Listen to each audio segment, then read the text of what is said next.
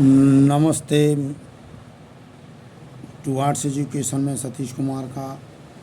आप लोग कैसे हैं? वैसा है, अच्छे होंगे और आपकी पढ़ाई ठीक चल रही होगी। इसी के साथ हम वीडियो को शुरू करते हैं। शुरू करने से पहले आप लोग इसका विशेष ध्यान रखें कि लाइक और सब्सक्राइब करें और उसके बाद शेयर भी करें अपने मित्रों के लिए। तो इसी के साथ हम आपको सवाल के आगे का जो सवाल के हमने बाद में 3 प्रकार के बताए, कहाँ उसका हैबिट कहाँ कहाँ है। अब मैं आपको उसके विभिन्न प्रकार के सुकायों की संरचना यानी रेंज ऑफ थैलस स्ट्रक्चर पढ़ा रहा हूँ। क्या है ये? शैवाल कई प्रकार के होते हैं। इनमें एक कोशिकीय से लेकर बहुकोशिकीय पैरेन्काइमा तक की संरचना मिल सकती है। थैलस मुख्यतः 2 प्रकार के होते हैं। एक होता है एक कोशिकीय और एक होता है मल्टी सेलुलर, यानी यूनिसेलुलर और मल्टी सेलुलर। तो एक कोशिकीय क्या होता है?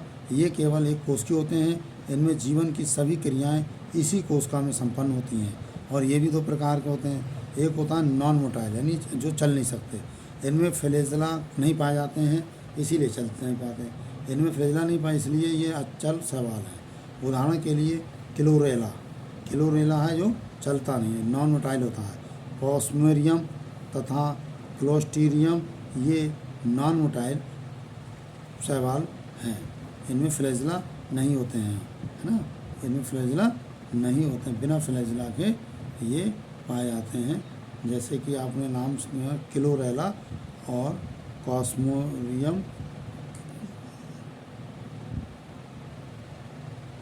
ये है देखिए क्लोरेला। इसका जो यूनिसेलुलर दिखाया है इसमें कोई फ्लैजेला नहीं पाया गया है। सॉरी, मैं आपको यहाँ से दिखाऊँ। ये है क्लोरेला, इसमें किसी प्रकार का कोई फ्लैजेला नहीं है। ये है कॉस्मोरियम, इसमें भी कोई फ्लैजेला नहीं पाए गए हैं।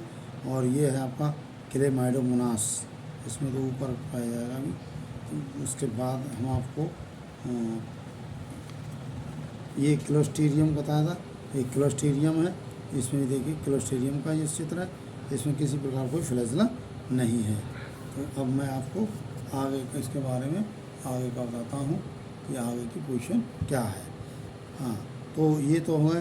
अब आप आते हैं मोटाइल। ये नॉन मोटाइल बताया मैंने, क्लोरेला, कॉस्मेरियम और क्लोस्ट्रीडियम, है ना। नॉन मोटाइल में बताए थे आपको कॉस्मेरियम, क्लोरेला और क्लोस्ट्रीडियम, ये नॉन मोटाइल है। अब मोटाइल कौन कौन से होते हैं? इस प्रकार के शैवालों में कोशिका फ्लैजेला युक्त होती है। ये फ्लैजेला उन्हें एक स्थान से दूसरे स्थान पर पहुंचने में मदद करते हैं, जैसे क्लेमाइडोमोनास आदि। क्लेमाइडोमोनास जो आपको ये रखा, क्लेमाइडोमोनास जिसमें 2 फ्लैजेला पर पाए गए हैं। ये फ्लैजेला ये है, इस तरीके से इसमें फ्लैजेला है। ये जो है मोटाइल होता है, क्लेमाइडोमोनास। फ्लैजेला वाले ये सब मोटाइल होते हैं, यानी एक स्थान चल सकते हैं, मूव करते हैं। अब आता मल्टी सेलुलर यानी क्या होता है? बहुकोशिकीय यानी शैवाल। बहुकोशिकीय शैवाल में क्या है? शैवालों का बहुकोशिकीय स्वरूप कई कारणों से हो सकता है, जैसे समूह में रहने के कारण, तंतुमय रूप में तथा ऊतकीय स्वरूप में। अब एक आता है कॉलोनियल में होते हैं कुछ निवही यानी कॉलोनियल, जो कॉलोनी होती है ग्रुप में उसे कॉलोनियल या निवही कहते हैं। जब अनेक कोशिकाएं एकत्र होकर एक साथ रहती हैं, ये सामूहिक रूप से निवास करती हैं, परंतु इस समूह की हर कोशिका संपूर्ण होती है, अर्थात जीवन की हर क्रिया के लिए स्वतंत्र होती है। ये समूह कई प्रकार के होते हैं। ये समूह भी कई प्रकार होते हैं, जैसे कॉलोनी भी होती है, जो कॉलोनी भी कई प्रकार से होती हैं। कैसे होती हैं कि कॉलोनी में भी कुछ कॉलोनी चलने वाली होती है, कुछ ना चलने वाली होती हैं, अलग अलग। तो एक कॉलोनी है मोटाइल। इस समूह की हर कोशिका में कशाविकाएँ फ्लैजेला मिलती हैं, जैसे वॉलबॉक्स। इन समूह को सोनोवियम भी कहते हैं। सीनोवियम वॉलबॉक्स और सीनोवियम ये कॉलोनी के रूप में रहते हैं। वॉलबॉक्स और सीनोवियम, देखिए वॉलबॉक्स का चित्र मैं आपको दिखा रहा हूँ। ये रहा वॉलबॉक्स, ये है वॉलबॉक्स। एक कॉलोनी के रूप में है, ये पूरा बहुत सारे पाए जाते हैं, कॉलोनी के रूप में है। अब अगला है इसी में कि आपका श्लेष्म स्थाप स्लेश स्थाप यानी पामेलॉइड। पामेलॉइड क्या होता है? कोशिकाएं श्लेष्मिक झिल्ली के अंदर रहती हैं। कोशिकाएं श्लेष्मिक झिल्ली के अंदर रहती हैं। ये स्थिति स्थायी यानी परमानेंट हो सकती है, जैसे टेट्रास्पोरा है ना, अथवा अस्थायी टेम्पोररी के रूप में अलैंगिक जनन के समय हो सकती हैं, जैसे क्लेमाइडोमोनास आदि, है ना। अब कुछ होती हैं गोलाफ। कोकाइट क्या होता है? इस समूह में किसी प्रकार की कोशिकाएं फ्लैजिला नहीं मिलती हैं। इस समूह में किसी प्रकार की कशाविकाएं यानी फ्लैजिला नहीं होती हैं, अतः ये समूह अचल होता है, जैसे हाइड्रोडिक्टियन में आता है। अब अगला है डेंड्रॉइड क्या? वृक्षाभ में क्या होता है? इस समूह में कोशिकाएं आधार से जुड़ती हैं। ये शाखाओं के रूप में समूह बनाती हैं, जैसे इक्वेलोसिस्टोपिस। अब इक्वेलोसिस्टोपिस क्या है? इक्वेलोसिस्टोपिस आपके सामने ये है। इक्वेलोसिस्टोसिस, ये देखिए है इक्वेलोसिस्टोसिस है, इक्वेलोसिस्टोसिस। और ये आपको बताया था इससे पहले भी आपको, क्लेमाइडोमोनास हो गया और कास्मेरियम हो गया। हाइड्रोडिक्टियन में भी बताया था, इसी में हाइड्रोडिक्टियन गोलाफ कोकाइट, यानी इसमें क्या होता है? ये इस समूह में किसी प्रकार की कशाविकाएं नहीं होती, इसमें फ्लैजिला इसमें भी नहीं होते हैं। अतः ये समूह अचल होता है, ये भी अचल होता है। यह है हाइड्रोडिक्टियन है, ये हाइड्रोडिक्टियन, ठीक है। अब आपके अगला है इसमें डेंड्रॉइड, वृक्षाभ। इस समूह में कोशिकाएं आधार से जुड़ती हैं, इसलिए वृक्ष का, जैसे वृक्ष आधार से होता है, इसमें वृक्ष से तो आधार नाम दे दिया डेंड्रॉइड। ये शाखा के रूप में समूह बनाती हैं, जैसे इक्वेलोसिस्टोपिस भी बताया था आपको। इक्वेलोसिस्टोपिस ये रहा, बताया था। अब आता है तंतुमय, दूसरा पार्ट आता है जो मल्टी सेलुलर है, ठीक। तो उसमें अब अगला पार्ट आता है तंतुमय, फिलामेंटस क्या होता है? अधिकतर शैवाल इसी प्रकार के होते हैं।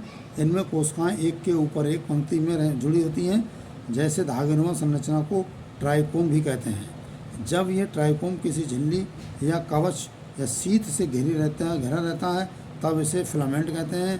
तंतु शाखित यानी ब्रांच हो सकते हैं, जैसे क्लेडोफोरा, या अशाखित होते हैं, जैसे यूलोथ्रिक्स तथा स्पायरोगायरा आदि। कुछ तंतु कूट शाखित फाल्स ब्रांचिंग होते हैं, जैसे साइटोनीमा आदि, है ना। आपको साइटोनीमा का भी चित्र मैंने दिखाया था आपको, है ना। अब आपको विषम तंतुक क्या होता है? विषम तंतुक में क्या है? सूकाय दो प्रकार के तंतुओं से बनता है, जो विभिन्न दिशाओं में वृद्धि करते हैं, यानी प्रोस्टेट श्याम तंत्र जो भूमि के समानांतर वृद्धि करते हैं, तथा दूसरे उधर इरेक्ट है ना, तंत्र जो सीधे ऊपर को वृद्धि करते हैं, सीधे इरेक्ट को करते हैं। ये मुख्यतः प्रकाश संश्लेषण का कार्य करते हैं। ये दोनों तंत्र समान रूप से विकसित हो सकते हैं, जैसे फिरस्चेला है। उदर तंत्र अधिक विकसित हो सकता है, जैसे एक्टोकार्पस, है ना। एक्टोकार्पस में श्यान तंत्र अधिक विकसित हो सकते हैं, जैसे ड्रेपरन डियोप्सिस। अगला है नालिये का मतलब साइफोनस संपूर्ण तंत्र में पट यानी सेप्टा का अभाव होता है। इसमें सेप्टा नहीं पाए जाते हैं, अतः ये तंतु वह केंद्र की जीनोसिटिक होते हैं, तो तंतु के बीच में रिक्तता होती है। इसके कारण तंतु साइफोनस हो जाता है, जैसे बाउचीरिया का पार्ट है। एक होता है आभासी मृदुत्वकी क्या होता है? स्यूडोपैरेन्काइमेटस। इस थैलस में तंतुओं के संगठित होकर पैरेन्काइमा के समान आभासी संरचना बनती है। ये एक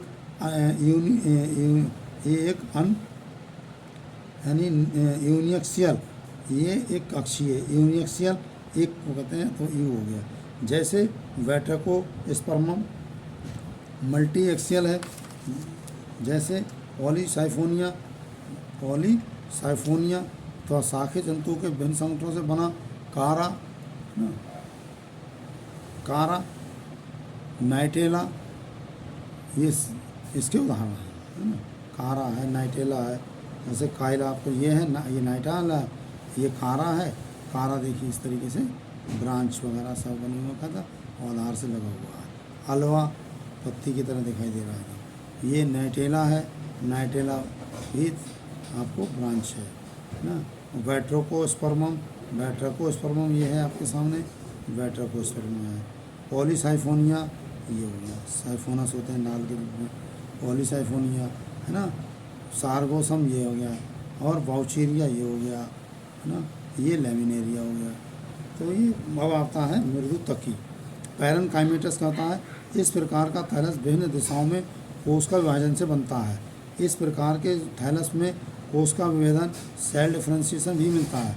ये सूखाए, ये थैलस पत्ती समान, चपटे, मोटे तथा शाखित हो सकते हैं। मोटे, चपटे तथा शाखित हो सकते हैं, है ना। सारगासम में विशेष रूप से विस्तृत विभेदन, स्पेशलाइजेशन, एक्सटेंसिव डिफरेंशिएशन के कारण थैलस में होल्ड फास्ट पत्ती समान संरचनाएं यानी ईयर ब्लेडर्स, विशेष प्रजनन शाखाएं जैसे रिसेप्टिकल आदि बनते हैं। लेमिनेरिया इसका उदाहरण है, लेमिनेरिया, फ्यूकस आदि। मृदु तकी शैवालों के उदाहरण हैं ये के फ्यूकस, लेमिनेरिया, है ना। अब इसके बाद हम आपको नेक्स्ट वीडियो में प्रजनन कराएंगे। आज के लिए इतना ही। Thank you very much.